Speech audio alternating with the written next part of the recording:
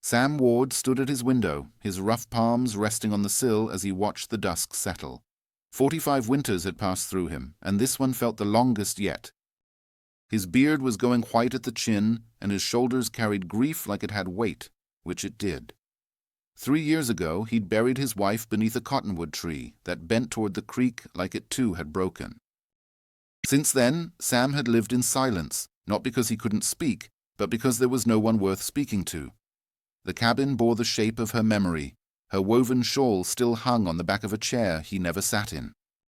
A shelf of dried herbs gathered dust, untouched since her hands last arranged them. He still slept on one side of the bed, though the other had long gone cold. There had been a child once, too, a daughter who'd never taken her first breath. After that, Sam stopped building cradles. He built fences, mended saddles, and kept to himself. The town whispered about the quiet man who rode in once a month and spoke only when coin changed hands. Some said he'd gone mad with grief. Some said he'd always been that way. That night, as the sky bruised into nightfall, he heard it, a sound not belonging to the wind, faint, halting.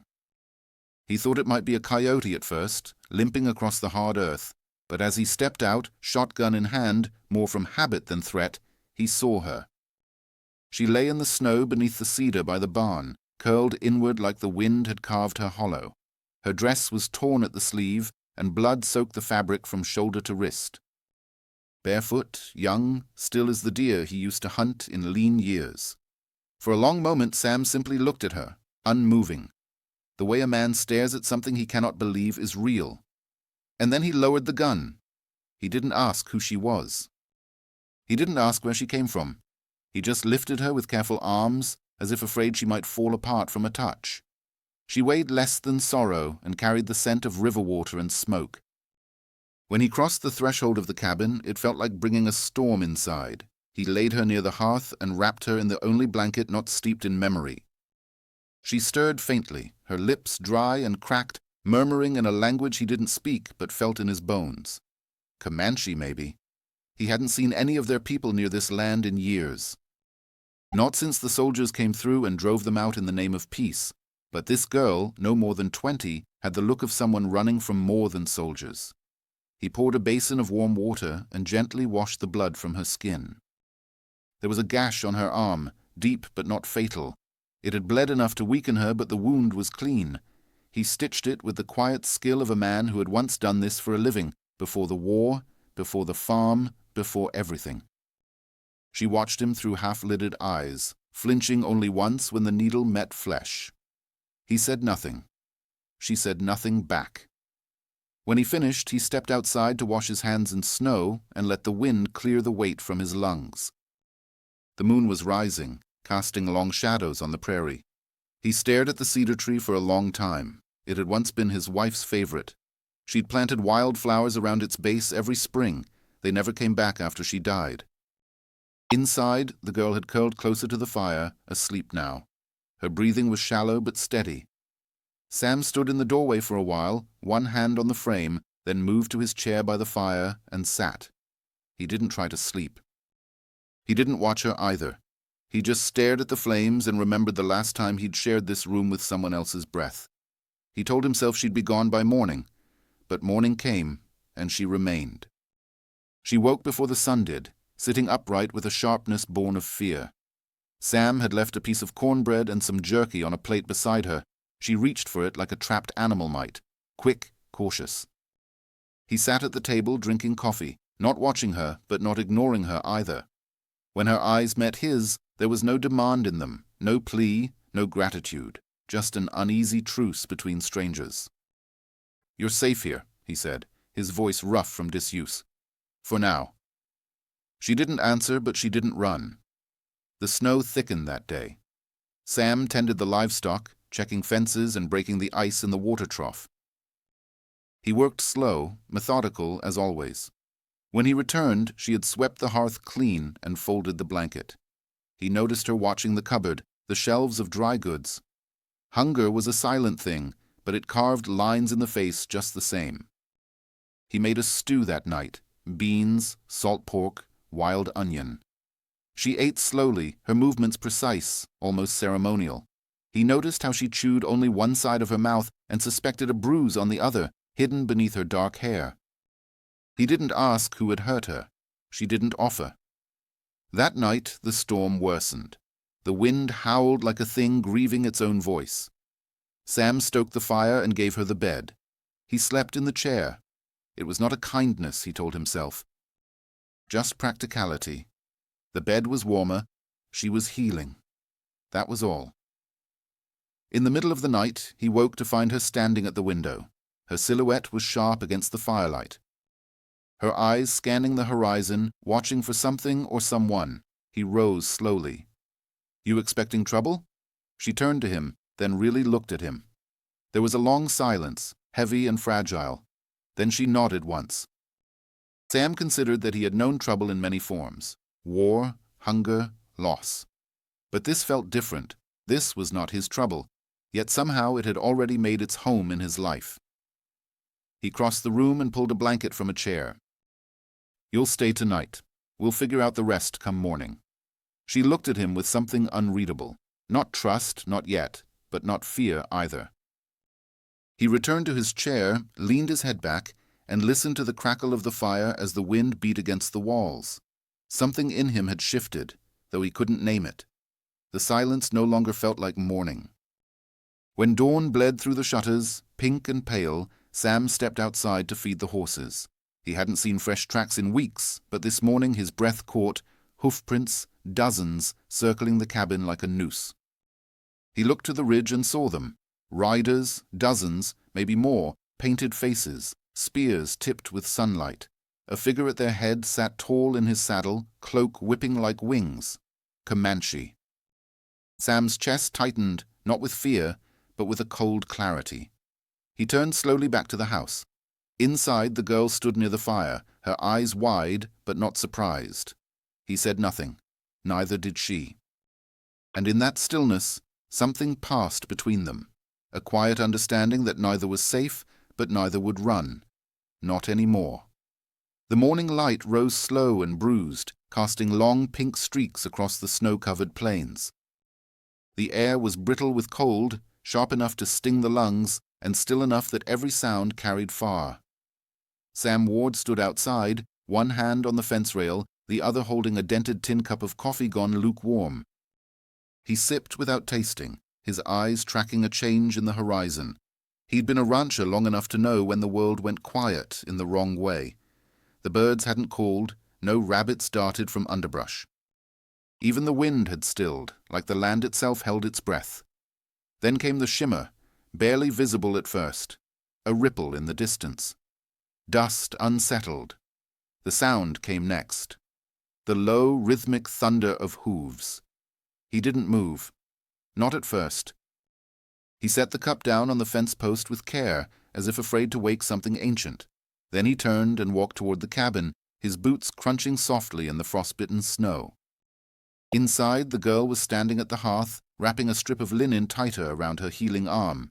Her hair had been braided back loosely, and there was an alertness in her posture now, not fear, but readiness. "They're here," Sam said. She looked up, and her eyes, already wide, grew distant. He reached for the Winchester above the door, but didn't take it down. His hand paused, then dropped. The rifle wouldn't help him now. He stepped outside again, and this time she followed. The horses came into full view, then, cresting the low ridge like a wave of earth and bone and motion. There were dozens, 60, 70 maybe, all mounted, all silent. Their approach was deliberate, not a charge, but a claim. They rode as one, their formation tight and unnervingly quiet, the snow muffling even the hoofbeats. At their head was a man draped in a cloak made of black wolf fur, his face painted with streaks of red that ran like war tears down his cheeks. His horse was the only one adorned with feathers, braided into its mane and tail, each one stained with ochre and ash. His expression was unreadable, carved from old stone and darker knowledge. He stopped a dozen yards from the cabin, and the others formed a wide circling ring behind him, surrounding the house without raising a single weapon. The girl stepped forward before Sam could speak. She didn't raise her voice. She didn't have to. "Father," she said. The man on the horse said nothing. His gaze passed over her, then landed on Sam. Sam remained still, arms loose at his sides, feet planted. He didn't speak. There was no point in explaining something neither man had words for. He only watched, trying to understand what this father saw, a broken-spirited white man with a cabin full of ghosts standing next to his only daughter. The silence dragged long enough for the wind to return, brushing along the edges of the gathering like a breath trying to revive a fire. Then the father spoke, his voice a low, solemn rumble. "You sheltered her." It wasn't a question. Sam gave a slow nod. The Comanche leader dismounted, snow creaking beneath his boots. He walked forward with calm authority, the way some men walked into battle or prayer. When he stopped, he was only a few paces from Sam, close enough to strike. Close enough to see the lines of sleeplessness etched into each other's faces. The girl stepped between them. "She chose not to return," she said quietly, but with a kind of certainty that needed no raising. The warriors didn't move, nor did Sam. The father's eyes, dark and ancient, flicked toward his daughter, then back to Sam. "She crossed into death," he said, "and you gave her breath again." "I didn't give her anything," Sam answered. "She took it back herself." The girl's father studied him for a long moment, something shifting, not softening but recalibrating, a measure of the man before him. His hand rose slowly. Sam tensed, but it was only to touch the girl's chin. "You are not a child," he said to her, "and still I hope to decide for you." She didn't flinch. "I did not run from you. I ran from men who took more than they had a right to." That hit the air like thunder without sound. The leader looked away, then toward the open prairie behind Sam's homestead. The pass stretched out there, tangled with blood, treaty, silence, and sorrow. He turned back to Sam. "My warriors will not strike today." Relief, subtle and swift, passed through the girl's shoulders, but Sam didn't relax. He heard the unsaid part. "But they may return," the father continued. "Not in peace. You have 3 days." "Then I come not as a father but as a chief." He mounted again in a fluid movement. No dramatic turn, no shouted command. The circle of warriors slowly turned with him, their horses moving like tidewater pulled by an unseen moon. Within minutes they were gone, leaving only churned snow and the thud of retreating hooves behind. Sam stood watching until even the last silhouette vanished into horizon haze. He exhaled then, not deeply, just enough to feel the breath leave his body. Inside, the cabin had grown cold. The fire had dipped low. He tossed more wood onto it, sparks jumping like startled birds. The girl sat at the edge of the bed now, her face unreadable. "You should go with them," Sam said, not unkindly. She looked up. "And go where? Back to silence? Back to marrying some man who sees me only as a name on a treaty?" He had no answer. "You gave me a room that didn't lock," she added, almost softly. "That was enough." He busied himself with the fire again, not because it needed tending, but because he couldn't look at her too long without feeling something shift beneath the skin. He didn't know what to do with it yet. 3 days. He counted them like grains in an hourglass, each one a chance to lose her or keep her. Later that evening, as the wind howled across the chimney mouth, Sam sat by the window, a mug in his hand and his heart wandering too close to places he'd long avoided. She was across the room, weaving a strip of leather into something that might become a pouch or might become a story. Her hands moved with purpose, like she'd done this all her life, like making something new was a quiet way of reclaiming something old. He watched her from the corner of his eye, not out of desire, not yet, but out of wonder. Of all the people to find his doorstep, why her? Why now? She caught him watching, didn't smile, didn't look away. "You don't fear them," she said. "No." "Why?" "I've already lost what most men fear to lose." She nodded slowly. "I have not." "But I've nearly—" The fire snapped. Outside. A coyote yipped in the distance. Sam looked toward the sound but said nothing. "I won't ask you to keep me," she said, voice low. "But I won't leave unless you make me." He looked at her then. Really looked. She wasn't soft in the way his wife had been. She didn't carry lightness or easy laughter. She carried storm, silence, and the stubborn root of something growing in scorched ground. He didn't tell her to leave. He didn't say she could stay. He just stood and stoked the fire again, and she returned to her weaving, and the world turned one breath closer to whatever came next. Outside, the tracks of 70 horses remained etched into the snow. A warning, a promise, or perhaps a mark left by fate's own hand. And somewhere in Sam's chest, something long dormant began to stir, quiet as the wind before it sings. The next morning arrived muted and pale. A sky the color of linen stretched thin over the horizon. The snow hadn't melted, but it had softened. The brittle edge of winter momentarily dulled. Sam Ward stepped out into the hush. The weight of the Comanche chief's words like stones in his coat pocket. 2 days remained.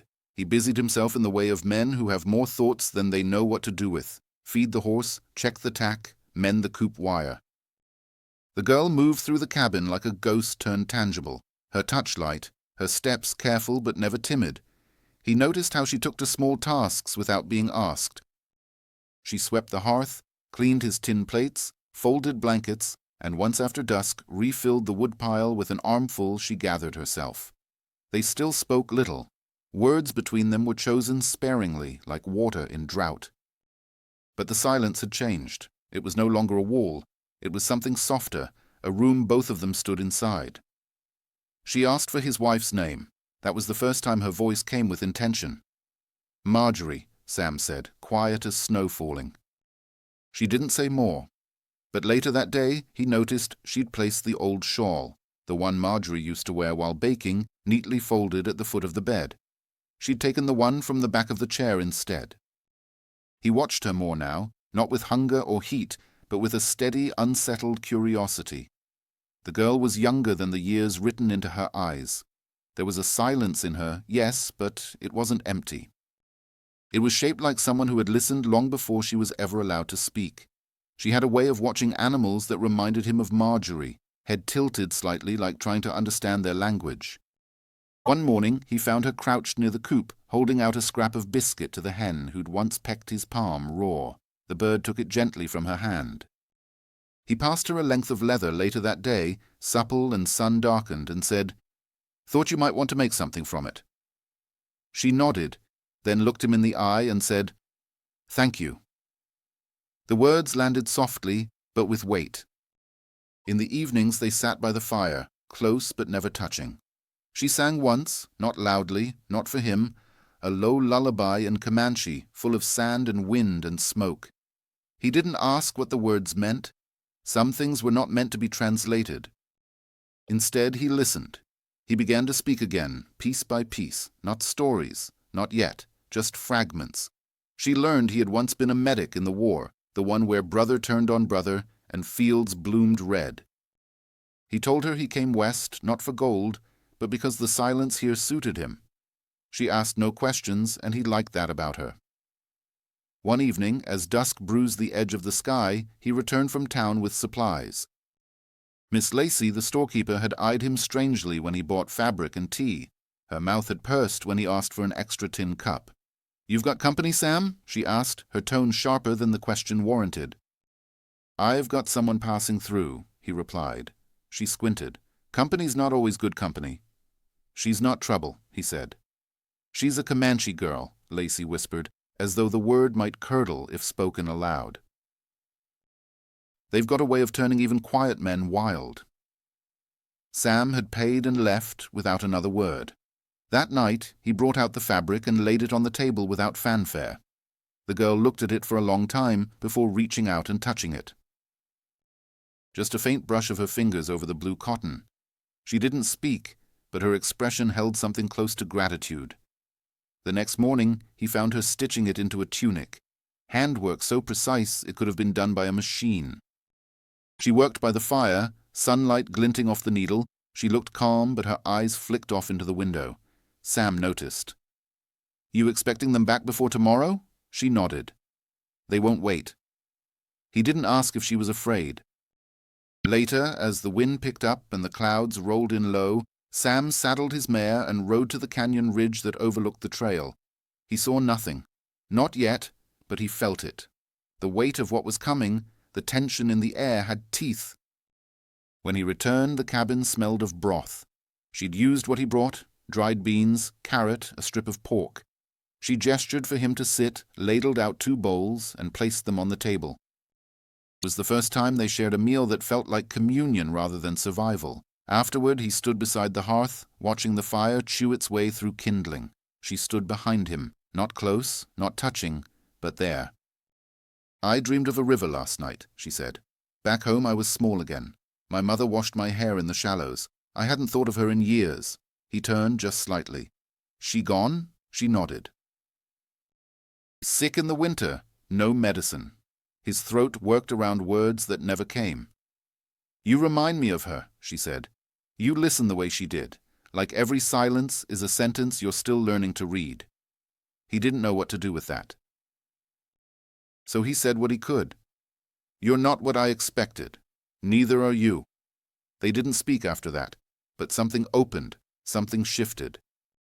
The next day, he showed her how to shape rawhide into reins, how to knot them strong enough to hold against a pulling horse.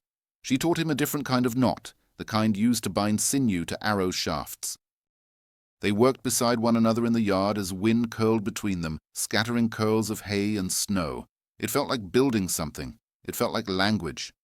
That evening she braided his horse's mane, humming under her breath. He watched her hands, watched the way her fingers moved, nimble, precise, deliberate. She looked up once, catching him staring, and smiled. Just the smallest curve of her lips. It undid something in him. She stayed by the fire longer that night. He didn't ask her to, but he didn't move either. When she leaned her head against the edge of his chair, her hair brushing his arm, he didn't pull away. They sat like that, 2 shadows stitched together by warmth. He wanted to speak. He wanted to say, "I don't know what this is, but it's more than silence." He wanted to tell her about the dreams he'd started having again, of holding his daughter, of Marjorie laughing in the spring wind. But he didn't. The next morning there were tracks in the snow again. Not near the house, not yet, but close enough. The time had narrowed. He watched her from the porch. She stood by the cedar tree, hand on its trunk, her eyes closed. She looked like someone saying goodbye. "You think they'll take you?" he asked when she came back inside. "They'll try. I could leave, ride with you, get you past the ridge." She shook her head. "You run, they'll chase harder. They'll think you took me, that it was about conquest, not choice." His jaw clenched. "And if I tell them otherwise, they won't believe you, not at first. You're not one of them. You're not one of us." He stared at her, the fire crackling behind him. "Then who are we?" She looked at him, and her eyes, dark, fierce, wounded, held something tender. "Maybe we're the language between." That night, the storm came again, but not with snow. With wind and dust and a sky full of restless clouds, they sat close by the fire, knees nearly touching, breaths sinking in slow rhythm. He told her then, finally, about his daughter, about the tiny grave beneath the cottonwood, and how he couldn't bring himself to name her, because naming something meant believing it had lived. She took his hand, held it. Her fingers were rougher than Marjorie's had been, but warmer, stronger. "I think she lived," she said, "even if only in your dreams." He couldn't answer. He wanted to kiss her, but didn't. Not yet. The moment asked only for nearness. They slept in the same room that night, him in the chair, her on the bed, but neither of them truly slept. The air was too full, waiting. In the dark, he whispered, "What's your name?" "Nahili." He tasted it, let it settle on his tongue. A Nahili. She breathed in like she hadn't heard it said like that in years. Outside the wind shifted, and morning, the final morning, waited just beyond the edge of sleep. The morning broke without color. A sky stretched thin with ash and wind. The land had changed overnight. It no longer felt like a quiet place. It felt like a drum skin stretched too tight, ready to snap. The air was restless, each gust tugging at the corners of the world like unseen hands testing for weakness. Sam stood at the edge of the porch, a worn wool blanket around his shoulders, his eyes fixed on the horizon. There was no need to guess anymore. The Comanche would return today. The line had been drawn, not with words, but with silence, with hooves that circled the home and eyes that burned without ever raising a voice. Inside, Nahili moved with slow precision, her face unreadable. She braided her hair back tightly, tied her tunic with a leather cord, and checked the stitching along the bandage on her arm. She dressed not as a girl waiting to be rescued, but as someone bracing for what would come, whatever form it took. Sam watched her through the doorway. He wanted to ask her what she planned to do, but part of him already knew. She hadn't come here for safety. She'd stayed for freedom. And now that the choice stood sharpened and waiting, she would face it, not flee from it. He made coffee, though his hands shook just enough to spill a few drops across the counter. She joined him at the table, and for a time they just sat, two people surrounded by quiet, trying to memorize the stillness before it vanished. She spoke first. "They will want me to return, not just because I am daughter to a chief, but because I left without permission. They see me as belonging." "You don't," Sam said softly, "belong to anyone." Her eyes met his. "That is not how they see it. Woman taken or sheltered is a woman claimed. They will not ask why you help me, they will assume they already know." He looked down at his calloused hands. "Then we tell them. They may not listen. Then we make them." She looked at him as if seeing something deeper beneath his quiet, not stubbornness, but resolve forged from sorrow. She reached across the table and placed her fingers over his. They stayed there for a long time. By noon the clouds had gathered thick and low, swelling with a storm that had no name. The wind dragged dust across the ground in curls, whispering warnings against the cabin walls. The first rumble of thunder didn't come from the sky. It came from the earth, the hooves returning. Sam stepped outside again. He had oiled the rifle that morning but left it leaning inside the door. It wouldn't help him today. This was not a fight of bullets or steel. This was something older. The horses came in tighter this time. No circle, just a line across the field, a wall of riders dressed in war paint and silence. At their center stood Chief Kian, his wolf-cloaked shoulders broad as ever, but his expression drawn.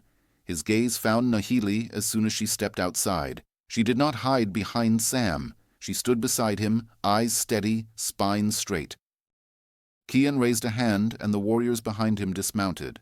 Still no weapons drawn, but the weight of intention hung heavy, as thick as the storm clouds above. "You have had your days," Kian said. "Now she returns." "She is not property," Sam replied. "She is daughter," Kian answered. "That is not ownership, that is bond, and when a bond is broken, something dies." Nahili took a step forward. Her voice was steady, each word deliberate. "Then let it die.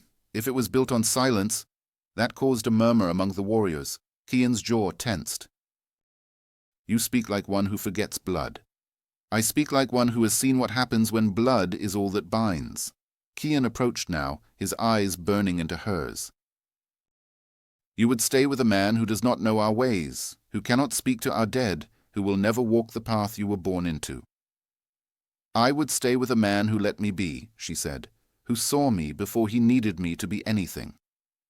Kian's eyes turned to Sam, and for a long, drawn moment, father and widower stood again in that unspoken crossing. No man raised his voice. No man moved. "You took her," Kian said. "I opened a door," Sam answered. "She walked through it. You love her." The words settled in the space between wind and silence. Sam looked to Nahili and then back. "I lost everything I loved, and still I wouldn't ask her to stay unless she wanted to." Kian turned his face slightly, as if listening for something else beneath the words. Then slowly he unhooked a blade from his belt, a ceremonial knife, old and etched with weathered carvings. He stepped forward and held it out, not as threat, but as offering. "A man does not win a daughter," he said. "He proves whether he will break under her weight or carry it with honor." Sam looked at the knife but didn't take it. Kian continued, "We have a right. You will hunt with me. One deer, one path. If you walk it without flinching, then I will know what kind of man you are." Sam said nothing for a moment, then nodded once. Nahili touched his hand as he turned to go, her grip neither desperate nor pleading, just warm, present. The men rode out together, chief and rancher, into the low hills, where the sagebrush grew thick and the trees broke the wind. The deer they found was not old nor young, a buck with eyes wide and ears keen. Kian motioned to Sam, offering him the chance. Sam took the bow, the same one Nahili had strung days earlier, and moved through the brush like he had during war. He did not rush. He did not force the moment. When he loosed the arrow, it struck just behind the shoulder, clean and true. They brought the deer back as the rain finally began to fall, not hard, but steady, like something long held back had been released. The warriors stood waiting, their expressions unreadable. Kian dismounted and stood before Sam again. "You do not speak like us," he said. "You do not know our words, but your actions say what your mouth does not." Then without ceremony he turned to Nahili. "You are no longer of my fire," he said. "But you are not gone from my heart." He touched her forehead with 2 fingers, then turned and walked to his horse. The warriors mounted. No battle came, no blood spilled, just departure, just rain. When the sound of hooves faded again into the waiting horizon, Sam and Nahili stood alone in the quiet. The storm did not howl, it wept. They entered the cabin in silence. She removed her wet tunic and wrapped herself in one of Marjorie's old shawls, and he hung his coat to dry. The fire hissed where the logs were damp, but the warmth held steady. She approached him slowly, her hands bare, her eyes raw. "You didn't flinch," she said. "Didn't know I had the choice." "I was ready to leave. I would have let you." She stepped closer and he let her. There was no trembling now, no breath held back. "I want to stay," she said. He reached out, touched her cheek. Her skin was damp from the rain, but warm. "Then stay," he said, as if there was nothing else in the world more simple or more sacred. And in that moment the storm passed. Later he would remember the way the rain hit the roof like a lullaby, and how her fingers found his, not in urgency, but in quiet trust. They did not speak of forever. They spoke only in touches, in glances, in breaths shared beneath the shadow of thunderclouds now drifting away. Outside, the tracks of the horses filled slowly with water. The fire inside crackled, and the 2 people who had been lost, not from world but from themselves, began to root again together in soil softened by rain. The sun rose slow and honey gold, warming the frost that clung to the tall prairie grass. For the first time in weeks the sky was clear, blue as a newborn's eyes, wide as a breath long held, and finally let go. The storm had passed not only in the sky, but between them. The wind had stilled. The danger was gone. Sam Ward stood by the barn with a bucket in one hand and a worn bridle slung over his shoulder. His coat was patched at the elbows and speckled with hay, but his posture had shifted. Less like a man weighed down and more like a man rooted. Behind him the cabin no longer looked like a tomb. Smoke rose from the chimney in a clean, steady ribbon. Inside, Nahili moved through the morning light barefoot, her hair braided down her back in a single dark rope. She didn't hum as she worked. That wasn't her way, but there was rhythm in her now, a kind of steadiness that hadn't been there before. She chopped herbs, folded linen, and carried water without hesitation. Each movement was her own, chosen freely. There was no fear in her hands anymore. Sam watched her from the window as she spread a blanket out to dry. The shawl she wore was no longer his wife's. It had been stitched with new edges, a strip of the blue cloth he'd bought in town, sewn into the hem. Her creation now, her life woven in, the past respected, not replaced. He turned from the window and picked up the small bundle near the hearth. Inside it was a necklace, 3 carved bone beads on a leather thong, the kind his own mother had worn when he was a child. He held it for a long moment, thumb brushing over the center bead before placing it carefully on the table where Nahili would find it. A gift, nothing grand, just a gesture that said, "I see you. I choose you." Wordless offerings had become their language. Outside, the road stretched toward town, dusty and sun-baked now, its memory of snow fading. There was a matter that needed tending, one that couldn't be delayed. Sam saddled the horse, and Nahili stepped onto the porch, wrapping her shawl tighter. She said nothing at first, but her brow furrowed slightly. "You're riding into town," she said. He nodded. They'll have questions about why the Comanche came and left without blood. She studied him. You'll tell them. I'll tell them what they need to hear. She looked past him toward the horizon. They won't believe it. They'll believe what they want. They always do. A pause. You want me to stay behind? She asked, though her tone made it clear she wasn't afraid of following. Sam hesitated. I want you to do what you choose. She looked at the horse, then back at him. Then I choose to ride with you. He helped her mount, not out of chivalry, but because he wanted to. Her fingers brushed his wrist as she settled into the saddle, and he felt the charge of her trust. They rode side by side, the wind tugging gently at their coats, the hooves striking earth with a rhythm that felt like heartbeat and promise. As they neared town, Sam straightened his shoulders. He could already feel the weight of eyes. Townfolk noticed things, especially when a Comanche woman rode in beside a man like him, quiet, scarred, too old for anything as foolish as hope. They dismounted outside Miss Lacey's door. She was already standing in the doorway, arms crossed, lips pressed in. Her gaze went first to Nahili, then to Sam, then to the distance, as if trying to fit the pieces into a story she could live with. Well, Lacey said, you brought her back then? Sam met her stare. She's not cargo. Lacey didn't say she was. The older woman's gaze flicked again to Nahili. Though I don't think the good folk in town will take kindly to this arrangement. Nahili stepped forward before Sam could speak. Her voice was calm, but her words cut clean. I am not an arrangement. I am a woman who chose. Lacey blinked. Something in her bristled, but she didn't reply. She only stepped aside as they entered. Inside, the store smelled of dust and cinnamon. A few townspeople paused their brows. A hush spread like ink and water. Sam kept his chin up, hands loose at his sides. He didn't look to Nahili. He didn't need to. Her presence steadied him like earth beneath the wind. They picked up what they needed: flour, a bit of sugar, coffee beans. At the counter, Lacey rang up the goods in silence. Before they left, Sam said, "We'll be married come spring." The words were quiet, but every soul in the store heard them.